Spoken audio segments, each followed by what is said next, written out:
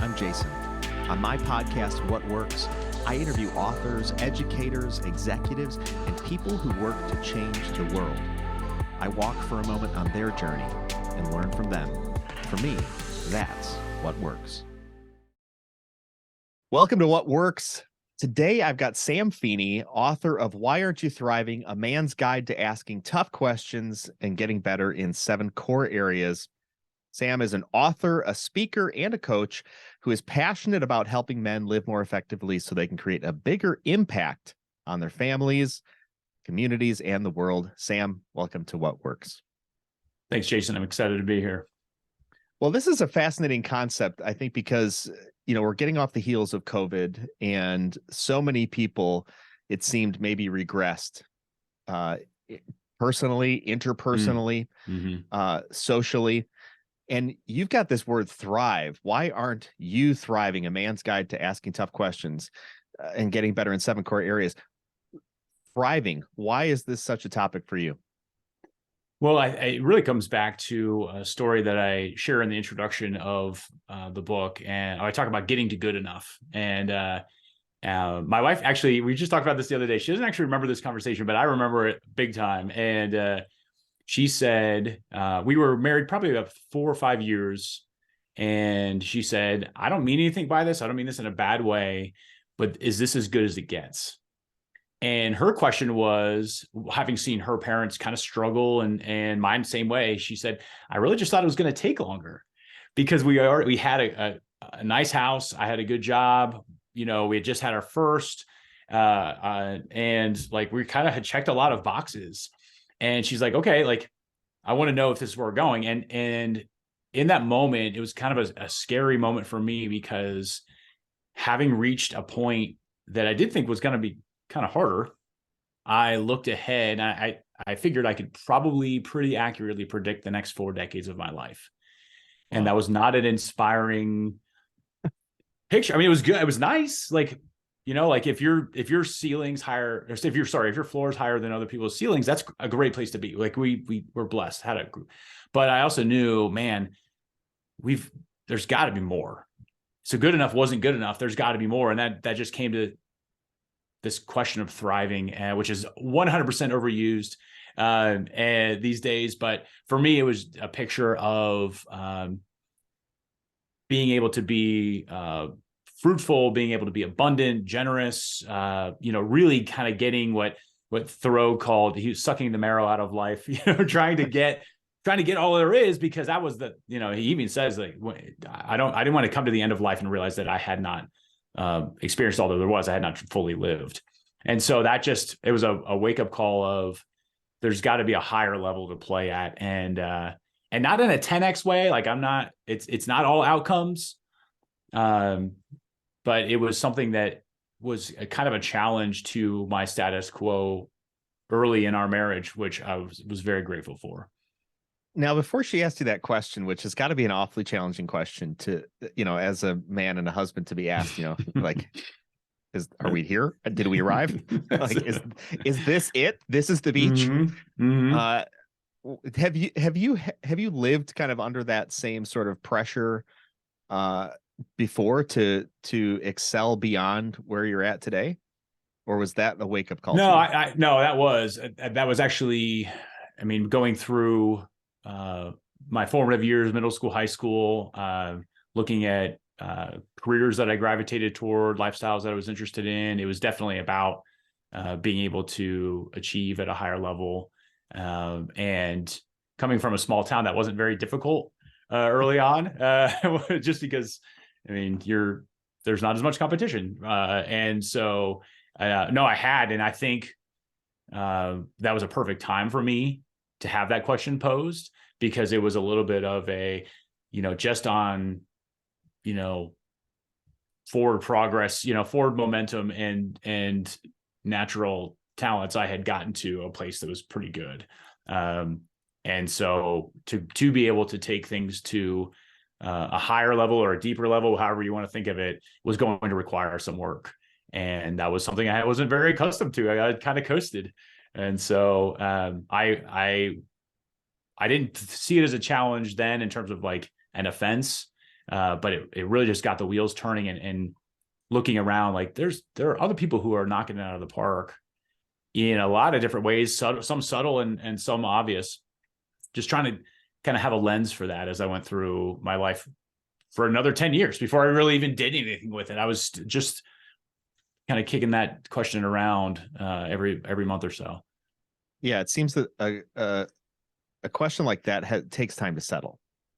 It is a perhaps a challenging question, right? A challenge that we might want to take on, but it also comes with its own resistance, it seems, because it's, am I good? Yes. Am I bigger than this? Can I create more than this? And especially when you have someone that you care about looking back at you, and you talk about, it's not a judgmental way to say, hey, is this it? But like anybody who, I think, like you talked about, looks at, the next 4 decades of their experience going, just like Groundhog Day. Yes. Repeat. Oh my gosh. That was one. I don't love horror movies, but that is a horror movie to me, to have that. So what was that 10 years like then for you, between being challenged by this question and then putting it on repeat, obviously letting some things probably condense out of, the atmosphere of thoughts. What were your moments like as you thought about, how am I going to change this trajectory? Well, I got a lot more serious about learning, and about, learning in general, outwardly, but learning inwardly as well. I read a ton, and tried to become more of a student of people who were thriving. I didn't necessarily, I've gotten a lot clearer on this, but I didn't necessarily have a particular area that was important to me to do that. I didn't want to miss out on there being something that I really could have experienced at a higher level. And that's what I even talk about a little bit in the book, is there's these 7 core areas. Starting somewhere creates a greater likelihood that you'll be able to experience growth in another area as well. And so really just kind of expanding my world. Grew up without a lot of money, with, some very limited experiences. And so trying to expand that a lot through my own experiences, but through reading and just trying to be more of a student of life. And that filled a bunch of time, had a bunch more kids. So I was definitely busy with all the things that we had at that point of our life. And so it probably wasn't until about 3 years ago when I really got kind of laser focused on what I write about in the book. Now, when you were pondering this question, as it's coming back around to you, probably in some sort of haunting way, I can only imagine, being a guy and understanding the relationships that I have had and have around me. Did you include your wife in this thought process? Did you verbalize any of this, or how did you make it known that you were that this question was haunting you, or did you? I didn't, and I don't know actually consciously that it was. I think it was something that, looking back, I could see that was kind of the prod that would lead me in a particular direction, explore this avenue or whatever. And it wasn't something that we really talked about, other than to start to build a list of what are some ways that we could be experiencing life more fully, or doing better in terms of, kind of this back and forth between experience and agency. But we didn't really talk about it very much. And I think that was probably because she was okay with whatever answer I gave to, is this as good as it gets? Like, she's content. Like, she was great with whatever, but I was not. And so I don't think that was something that really drew her attention as much as it did for me. So I'm curious then, fast forward to when you really start to work on this. I know that one thing you talk about is you started a podcast where you interviewed folks to get their input in these 7 different core areas. And we should probably touch on those core areas as well in a little bit. But I'm curious in this, one of the things that men struggle with, and I think to all of us, even women to some degree, struggle with opening up. I think about some of these questions, what am I doing with my life? And is it going to work out? Am I even capable of achieving this? Because I think some people think that when they expose that side of their thought process, this big dreaming side, they might get met with resistance in ways that feels like disconnection. And that happens, with intimate partners, and it's to our detriment probably. But when you started to interview these folks, did you find that those folks had any other turning point within themselves, and how did they deal with that with their intimate partners? Yeah, and I didn't dive into that very much. I asked every guest the same 5 questions. And one of those was, when weren't you thriving in this particular area? And it was often because there was something that was blocking, typically internally, something they were trying to compensate for from their childhood that they, that they were not then allowing. There's sometimes where they were the crimp in the hourglass. Like they were jamming things up for themselves instead of creating flows and rhythms in their lives that would allow things to happen beyond what they could control. And I think that's a big part of it, probably, was going through this journey and hearing time and time again these different themes that come through. And one of them was this idea that when I give up trying to manufacture everything, then I get something that's bigger than what I could have done on my own. And which was, from a lot of people, myself included, is I want that. Like, I want something that's bigger than what I can make it, because I know that I'm limited. And I think some of that shows up in a relationship, or it's manifested in a relationship where it's parallel paths and superficial conversations about kid and work and all that, but not journeying together. And so that is something certainly that I continue to work on, because I'm usually I'm going to put my head down and go in this direction and look up every once in a while and see if anybody's coming with me. That's not not looking around for permission or trying to fill a car before I'm going to go on a road trip. I'm just off and running. Yeah. Well, it seems everybody needs to be on a journey of some sort. And when we don't find ourselves on a journey, we begin to, whatever the opposite of thrive is. Yeah. I like the word atrophy personally. Yeah. Yeah. Because it speaks to a potential. It just speaks to something that could have been used, but has lain dormant. I like that. Yeah. There's a quote that I really appreciate, and it's meant a lot to me, by Carolyn McHugh. It says, most of us don't take up nearly the space the universe intended for us. And I find that most people who excel and thrive, like you're talking about, is sort of accepting this idea that I can walk into a space that is bigger than what I may have originally intended for myself. And nobody's really stopping me. In fact, many times where people around us are waiting for us to take the reins of that. Is that what you have found in your experience? Sure. And what I loved about, how I think about with the book is, in effect, a crowdsourcing of personal growth, because I know I don't have all the answers. I wanted to kind of see, am I the only one who thinks like this? Can I get some validation for this? But time and again, I was so impressed by people's stories and hearing them either take the next step or take a step that was totally off of what the trajectory that they were on, and find such surprising, I don't think joy is too strong a word, because it was mixed with challenge as well. But this appreciation for, man, I'm glad I did this. If I think about kind of my take on things, I would much rather sin by commission than omission. I'd rather try and mess up than sit back and not have given that a shot and not have discovered whether or not there was fruit at the end of that journey. So if I'm understanding this correctly, now you've always been a driven guy. You then find yourself in a great relationship, all the trappings, everything's fine, everything's great, everybody's happy. Then you get this question of, is this it? Are we done? Are we done? And that sort of sends you into like, oh no, wait a second here. Where am I actually headed? Takes you about a decade to figure this out and sort it through. And then you start to kind of sprint towards whatever you think is next. One of which those things is that you identified these 7 core areas of thriving.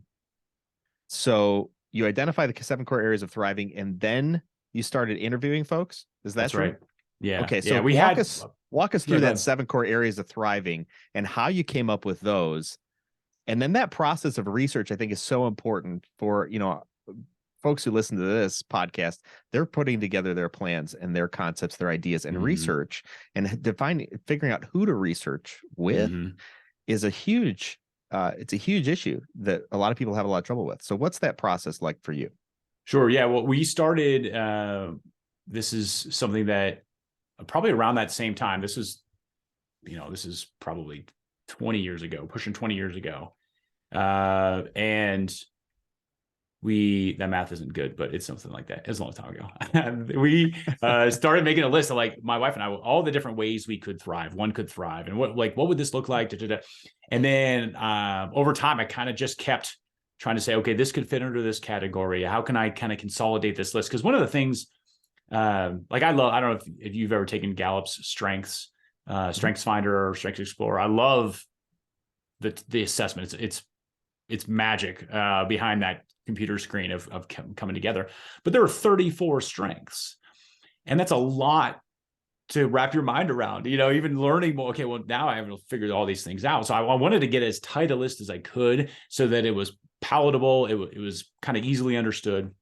And so, and I came up with a metaphor to kind of match what this looked like, just to help, or most of us are more visual than we are anything else. So, so the 7 core areas are their faith, identity, mission, career, health, relationships, and finances.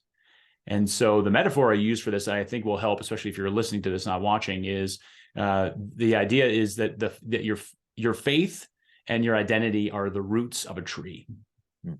And then your career, your health, your relationships, and your finances are the fruit of the tree. And your mission is the trunk that connects the unseen roots to the seen fruit in your life. And so I thought more and more about this. And for my initial reaction to I want to get better in life was to focus on career and have career aspirations. And I realized that I was really just polishing the apple if I didn't like what I was seeing, rather than fertilizing the roots and digging into that. And so that continued that journey of now that I knew really where I wanted to focus, it actually gave me a great lens to go find people to ask, because I could reach out to my network.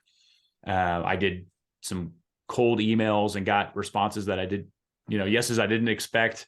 And because I knew I was very specific about what I was looking for. I'm looking for somebody who has had success in this particular area, who can speak to it.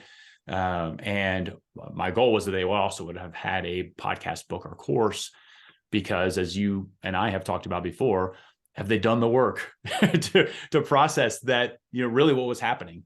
And so it was a very fruitful season. I did 39 interviews in about 2.5 months, and just really got to meet a ton of great people who really validated that there was something here, but also just encouraged me that although I maybe hadn't met them before, maybe what they were doing wasn't necessarily tangential to what I was doing.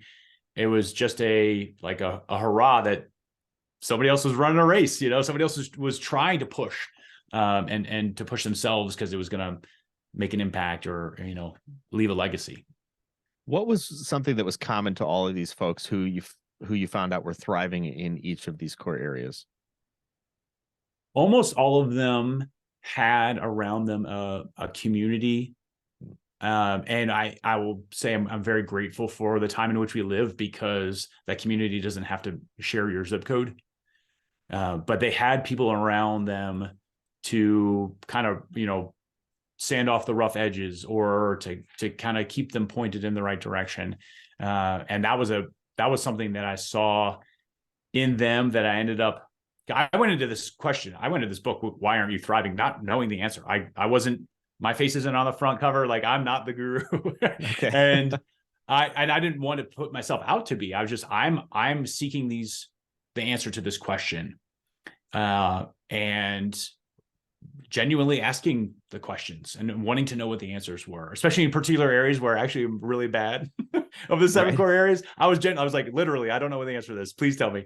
Not, we'll humor each other and pretend like this isn't scripted, but getting to, I got to the end and I got 3 answers on why in particular men aren't thriving. And one of them was this absence of actual community. And so that was something that I did see, though, as common among almost all of the people that I communicated with, was that they had people to rub up against and walk with them through all sorts of different things in their lives. Yeah, that recalls to my mind a conversation I was having recently with someone, and they were going through some relationship struggles. And the comment that she had made regarding her husband was that he has really no friends. There's nobody he hangs out with. And she's, wondering why he has been disengaged. And then all of a sudden, when the relationship's on the rocks, he wants to engage, but he's lacking some necessary tools. In my admonition to her was, you've got to encourage him and maybe even help him find a community of people, because these tools that you're an educated guy. This, you came from an education and have a background that is, like you talk about, you're blessed. So you're not a dummy, and yet you get to these situations in life where you're just like, I don't know what I'm doing. I don't know, what do I do now? Where am I at? And it's so important to have people around us, I think, to bounce ideas off of and to learn from. And that's in my experience, that has to be an active thing. Yes. People don't just, once in a while people cross our paths, but even then we have to push into it and say, okay, I'm going to take this next step to get to know you, because I feel like you might have something that I could benefit from, and vice versa. What are your thoughts on that? Well, I think it's totally true. I remember probably about 3 years ago, I just, in a moment of reflection, and most of my reflection is unplanned. So it wasn't, not this great discipline of mine, but I was thinking about I was getting to a point in a project where I knew I was going to have to ask for help. I had kind of reached the end of myself, which is a great place to be, because then, as we've talked about before, bigger things can take over. And then I stopped and looked back, and I thought, isn't it almost always the case that if I'm working on something that's important enough to see to the end, I'm going to ask for help, because I'm not going to be able to do it on my own? Why don't I just start asking for help at the beginning of the project and have more fun and include people in this? Because it is a difficult spot for a lot of guys. Is, for the most part, we run with people who are sort of like us. And so for the most part, everything can kind of remain surface level, and that's fine. And then something happens, and we don't either have the practice of it, or it's not something that's happened in this particular relationship. So to ask for help is totally foreign. It's totally new. And so we often, and I would even say this is something that potentially has been handed down in sort of this American ethos of bootstrapping, do it yourself, the self-made man, which does not exist, to be able to say, well, I guess I should be able to figure this out on my own. And so that's why, for me, the big five big questions that I asked every guest, the second one was, when weren't you thriving? And just to normalize this, because I think so much we get this picture of, this is the model we're to follow, never does anything wrong, always has all the answers, is a source of wisdom for everyone around him. And my guests were really good at maybe 2 of the 7 areas. And I thought, that's a win right there. Like it was very much of this awareness of, I think we can thrive in all 7 areas, but I think it will be a process of growth and development and a ton of help from other people. Yeah. That, in my experience, is very similar to yours, in that there are a handful of things I'm really great at, and then there are really handful of things I'm a disaster at. Mhm. And when I came to that acceptance, I had the realization, but when I came to the acceptance, like you talk about, you can create just so much on your own, but when you give up this idea that I have to do all the rest of this Yes. stuff, and you start surrounding yourself intentionally, and sometimes letting the universe bring those people to you, because I think that happens. Mhm. uh you intentionally accept those people into your space. Now all of a sudden, this idea of this life is bigger than me, and now I'm refreshed on my journey. I now see Mhm. further than I did before. I now have more energy than I did before, and now I know what steps to take to get to where I want to go. It seems that's what your book is desiring Yes. to help people do for themselves. You talk about it being a choose your own adventure. Now, these 5 big Yeah. questions that you ask these other folks, are these questions that you encourage your readers to ask as they're setting up people around them, or I learning from did. people I around did them? not. What I did, and the way I set it up was the introduction tells a story of getting to good enough, and just having a little bit of a check of where you are. What I would say is, like, and one reason in particular that I wasn't offended by what my wife said is because I've always held that if you don't like what you see in the mirror, it's not the mirror's fault. It's your fault. And so, like, you can't get mad at the mirror. That's just what's being reflected back to you. And so I didn't see that question as condemning. It was just hey, here's a snapshot. Okay, great. Like, I can choose to respond however I want to that. But I think how I set up the book was very intentional, because I wanted it to be as helpful as possible. And I've read a ton of books and I've gotten a lot of great stuff, but I had to sift a fair amount. And I wanted to, like, let's get down to business. Let's get action. So what I did was, at the end of the introduction, there's an invitation to take an assessment that I created. And it's just called the Am I Thriving assessment. You take it, and it gives back to you the areas where you're doing great and the areas where maybe there's some need for improvement. And the encouragement in the book is skip to the chapter that you want to work on. I think the note is, I don't want you to read this whole book. I want you to buy the whole thing. I just don't want you to read it. Um, uh, being able to find, hey, you know what? I really just need to work on based on this guy's assessment, I need to work on my identity and my health. Okay. If I get just help in those two areas, man, the book has been a win. And I think it's been, for me, it's been fulfilling, but it's also been a win for that person to say, this book helped me in two different areas that I was probably intentionally ignoring, but it brought it to the surface and it helped me do that. And then I link to, on the accompanying webpage for the book, the resources page, I link to all of those interviews, because I want you to go get the answers from the sources that I got them from. So that's the choose your own adventure part. If you want to read it straight through, awesome. But I'd love it if you took the assessment and read the chapter or two that you need to focus on, and then get better.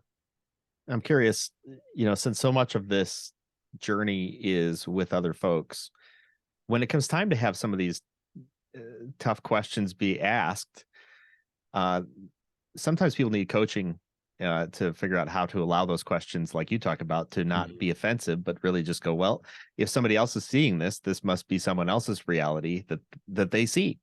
Doesn't mean it's Right. factual. It's just that is their belief at the time. Great. So accepting the asking of tough questions and then coming to the tough answers to those tough questions, is it something that you approach in the book, or where does a person go to for resources for working with the people that are around them? You didn't do this in a vacuum. Mm-mm. You talk about, hey, I'm on this journey, and once in a while I look around, wonder if anybody else is with me. Too often people look around and no one else is. How do you Right. mitigate that? Yeah, absolutely. And in the results for the assessment, there are recommendations based on the particular answers that you get. Hey, this is going to be one that, and the whole premise behind it is, I think most people are doing really well in 1, 2, maybe 3 areas.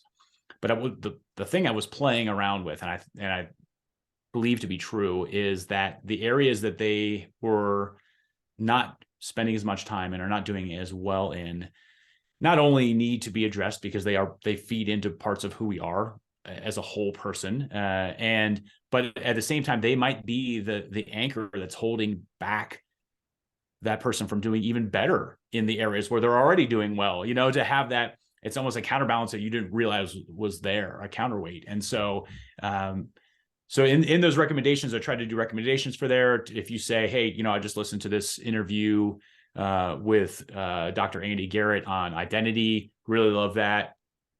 Every link leads to his stuff. Like I wanted to just be able to promote that. And then I'm, I do coaching as well, and I'm great at holding up mirrors for people. So, I can help as they want. And we're working on a couple of different community options as well, just to have guys having that like-mindedness, just as a, oh, all right, I'm not crazy. It's okay to ask these questions. It's nice to have that for sure. Have you found that when people think of their strengths or their weaknesses, they are not cognizant of how weak they are, perhaps in some areas? Interesting. It's funny because I learned this from my coach when I got my coaching certification. He talked about the comparison trap, and he talked about it in the idea of, if you wanted, and this is sometimes, I think this alludes actually to a question you asked earlier about, all right, I want to make a change. I want to do something different. And he talks about Maryland crabs that are kept in a bucket or kept in a basket without a lid, because if one of the crabs attempts to climb the sides of the basket, which is very capable of doing, to climb out, the other crabs will grab him and pull him back in. And so the comparison trap that Mitch Matthews talks about is definitely an important one to be aware of in that. But I think at the same time, I think we actually do a comparison trap the other way, which is we look up and we think, I could never be as good as that guy. So it's not an ascension problem. It's I'm gonna self-limit and stay down. And so I think how you see your strengths is going to be through one of those lenses. Either what I could have done, which was, hey, we're doing pretty well. I mean, look around, we're 80, 85% of people, where our life is and all this stuff. We're probably fine. I could have gotten easy on that, or said, well, who am I to think that I can aspire to more? I'm going to stay here and stay comfortable. So I don't think there's a one answer. I think there's one of two answers to that, and how we see our strengths. And a lot of that does come with how we see our identity as well. And one of the reasons why I think mission is my favorite of the 7 core areas is because mission will make you do stuff that's different than you feel comfortable doing, because it's bigger than you. It's calling to you and pulling you out of that. It's interesting. People work through their strengths, be able to see. That's what a good coach does: see things you can't see for them. And sometimes it's, hey, you're being a jerk, and sometimes it's, you're capable of a lot more than you realize. So either way, those are important messages people need to hear. Yeah, saying I really appreciate is, if you want better answers, ask better questions. And I think people are extraordinarily bad at asking themselves questions, and have a high degree of pushback, I think, or resistance to other people asking probing questions of them. Because I think sometimes we see, and perhaps this is your experience as well, we see things in us that we are well aware of, and yet we have put it into the I will manage that and get around to it at some time list. When in fact, people around us might be looking at that going, this is becoming rather urgent. You need to attend to this now. I would think that through this assessment process, looking at these 7 core areas, and I really like how you've done this idea of looking at roots, and then a tree, and then the trunk of the tree holding the whole thing together, and then the fruit. The roots are being fed by something, but the evidence of that is on the fruit, and everybody else around us sees the fruit. Right. Many times I think we might misinterpret. We think we're putting out certain fruit, and we are in fact not.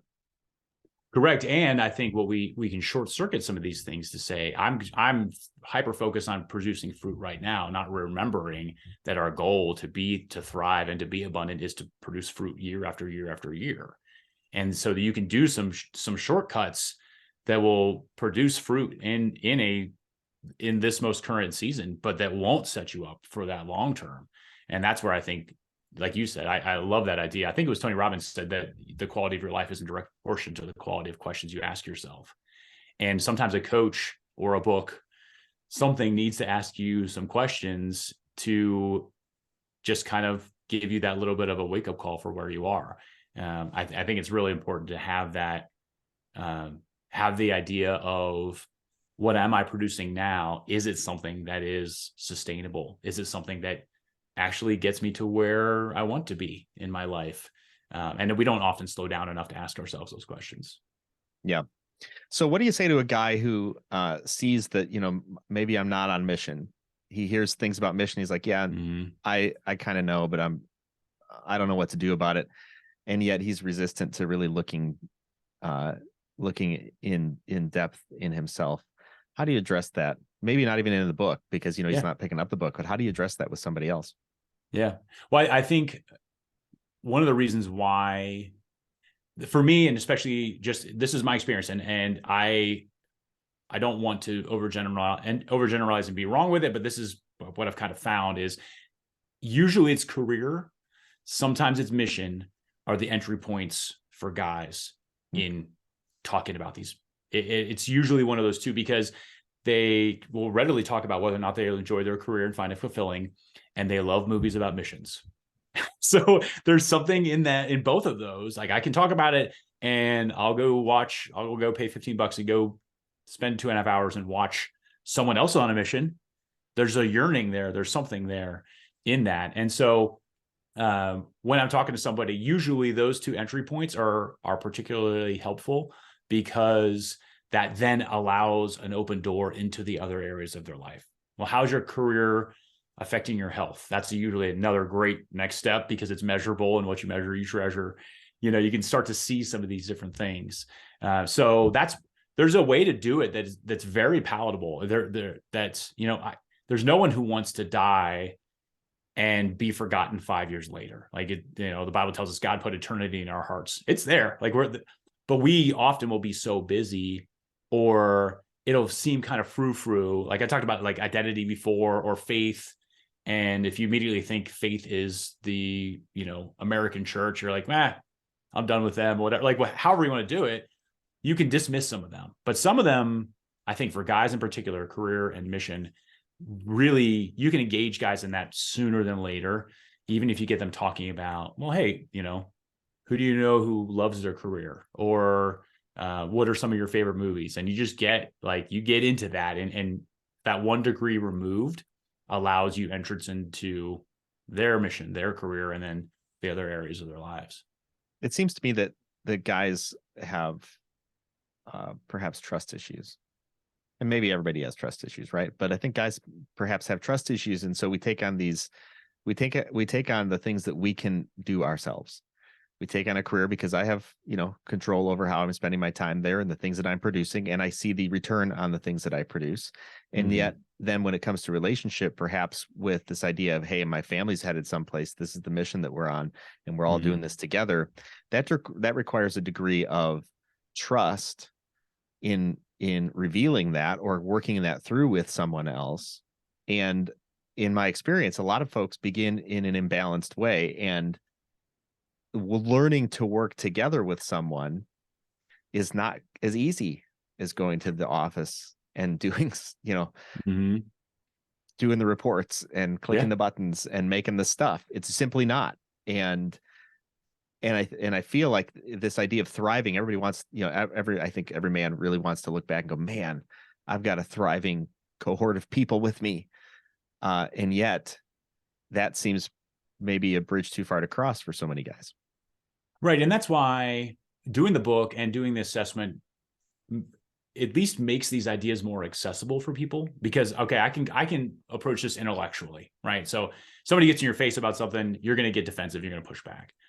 A book is 1 degree removed and says, hey, this is, I'll just take this. I almost put this in when I was looking at formatting the book for publishing and everything else. We talked about putting in kind of like the sociological men's issues stuff. But I was like, well, this isn't real research. It's really anecdotal, right. But like, it does speak to this, if I want to learn more, but you can take it kind of the intellectual approach. And then the assessment is 2 degrees removed, where it's not even me saying something or one of my guests saying something. It's actually some software score thing maybe even that allows us to two things. One is to accept the results, or at least engage with them. But the other thing that's really good about it is because, as I said before, what we measure is what we treasure. I tried to measure or be able to point to particular things that are very, intangible and very nebulous for us. And we don't even necessarily have terms for them, to be able to come up with a score on faith and identity and even relationships, so that they can say, hey, you know what? Well, now that I'm measuring it, I'd like to see some improvement. I love a scorecard. That's why I do so well at work, because I get accolades and I know what the target is. We talked about this before we started recording. Like, I know what the target is, therefore I can start to put together that path to get to that point. And so I think that's why it's at the same time very easy to neglect those other areas, because they don't show up until later, in the form of our kids, or in the form of our first, second, or third wife, or like whatever it is. Right. It's the returns on that fruit take longer. And so we find by chasing the immediate, we've actually shortchanged the long term. Or if you've read The Infinite Game by Simon Sinek, the infinite game will teach you how to play life differently, which is really good. Yeah. I work with a lot of entrepreneurs, and, this video cast goes out to entrepreneurs, and so many of them are in a struggle of balancing, it seems. That's the typical word. And I don't know if that's even a possibility, but this idea of balancing their striving, sometimes day and night, to build their businesses, and also taking care of the people who are in their care. And then they burn out, or epically sometimes. And I always counsel folks that you can build, and have to go about assertively building the life that you want to have, because you can get a business together that you did not want, and creates a life that you do not want to have, and people around you don't want to live. Yeah. Thanks for building this boat and taking us on this cruise that we didn't want to go on. It's been really nice. Yeah. And it's not, to your point earlier, it's not necessarily like I have to check everything with everyone around me, but it should all crescendo. And there, Eric Erickson, who is an educational psychologist, he came up with the 8 stages of psychosocial development. And I only remember it because, to your point earlier, stage 1 is trust versus mistrust. By age 2, I have determined whether or not the world is a place I can trust or not trust. Fast forward to age 65, and the last stage is integrity versus despair. And as I get near the end of my life, I either think, oh my gosh, integrity, which we mean a wholeness, a coming together. Man, this is all, holy cow, this is coming together. Like, everything's coming together. Or despair, like, oh crap, I missed it. To which I would even say, if you're still cognizant enough to say that you've missed it, you can still hustle and figure some stuff out before you're done. But that's a huge fear for me, is to get to the end and realize. I was just looking at this quote today by Thomas Burton, something along the lines of people spend their lives climbing the ladder of success only to find out that it was leaning against the wrong wall. And that's where I don't want to be, but where I think a lot of people are, because you see this with, death rates after retirement and all this stuff. Like, people have spent their whole lives really doing great in one or two areas and miss the big ones, that the ones that I think are longer lasting. I think it's hugely important. I was working with an entrepreneur not all that long ago, and he was picking my brain about whether he should get funding for his business. And I said, well, if you're going to go get funding, there depends on how you go do that, because I noticed on your profile picture you've got a daughter on your shoulders. Is that true? And he's like, yeah, I actually have a handful of them, and there's another on the way. And I was like, okay, do you want to keep that picture? I said, because if you go this one direction, the hustle is going to be real. And you need to make sure that your wife and your kids understand what that means, because it might mean a life that you don't want to have. And it's sort of stopped him in his tracks. And I think your book could be great for him to read. Stopped him in his tracks and like, okay, well, wait a second. Let me take inventory of where I'm at currently, and why do I feel this need to hustle so hard? And is that going to create something that I might enjoy, but nobody's going to enjoy it with me? And ultimately, like you talk about, great, I climbed this ladder of success, and nobody's on the ladder with me. That's right. And I think so many people find themselves in those situations. And I really just go back to this idea of building your roots. What are your roots driven into?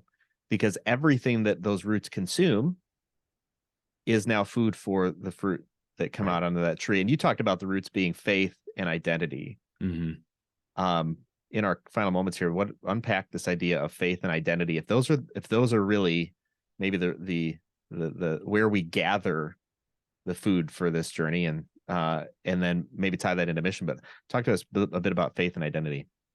Yeah, and I tried to. I grew up a Christian, continue to be. I tried for, whatever audience to I tried like 8 different ways to get rid of faith, and I couldn't do it because I just think it's so core to who we are as people. And so, as I said, like, it doesn't need to be like I go to church every Sunday or like, whatever this is. It doesn't have to be necessarily, my picture of who God is. But I think for each of us, there is this idea that faith exists, is that you're not alone, and that there's something bigger than you. And it could be the universe, whatever it is. But I think of that as kind of the taproot. And so as deep as your taproot is as strong as your tree is.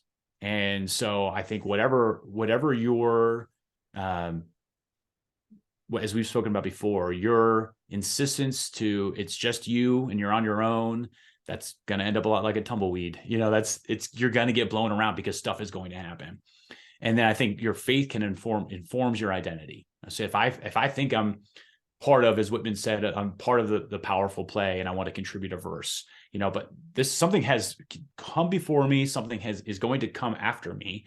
And then if I can get my identity from something that is more literally firmly rooted, than just what people think about me at the moment, or what my mom told me about who I was when I was a kid, or whatever, good or bad, right? Good or bad, because you can build some false senses of identity, from getting puffed up and thinking that you're better than you are. But the identity part there, from those things, then I think you really start to get, that evidence from underground, from the unseen.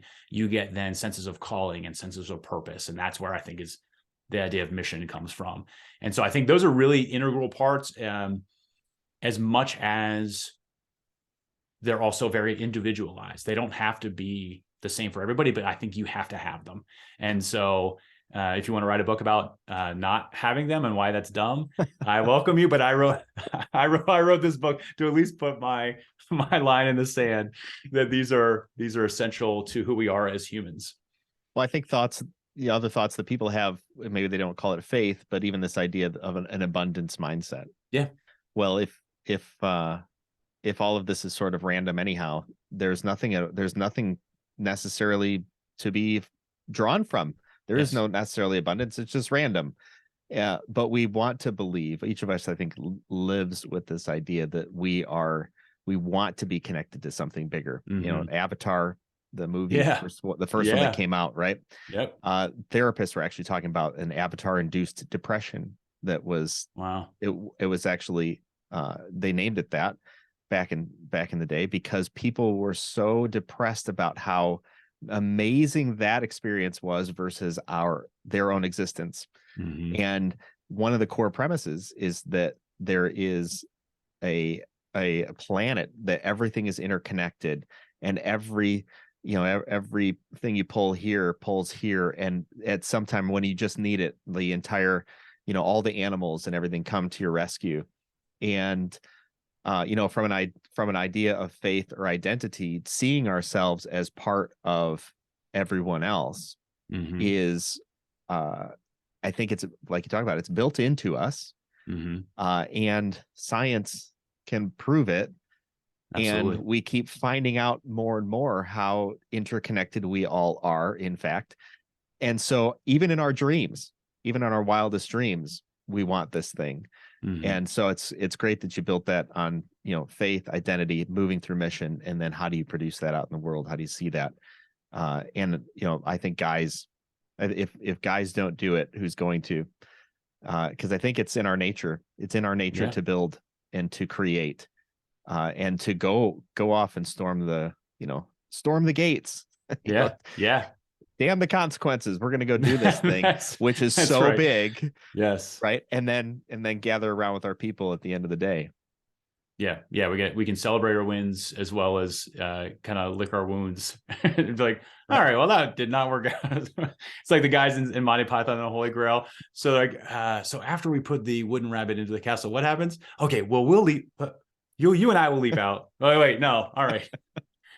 So you got to be around for the like the man. I really put my foot in my mouth on that one, or I really laid an egg on that. Like that's, I mean, that's part of life. And I think if you only surround yourself with people who see the highs, then you're going to be really lonely when you get to the lows. And it's not a weakness thing. It's just, man, you bounce back a lot faster. And one thing I enjoy about being in community. I'm in a mastermind. We meet every Monday morning, and it's also very nice to have fertile soil for ideas and advice. And it's, I'm surrounded by guys who actually want to get better, and so when I give them a suggestion, they'll actually do it. And that's not because my suggestions are so great. It's just I think there's a lot of guys who have a ton of wisdom, and nobody around them is really all that interested in getting better. So I think, well, like, why bother sharing all the resources that I have and how I can help them. And so being in community can be a very selfless act as well. It's not just selfish, like, oh, I'm just doing this because I need help. And being in community is definitely an ecosystem of push and pull. And a lot of guys have a ton to offer other people, but they don't get the idea that anyone around them is actually looking for it, but they are.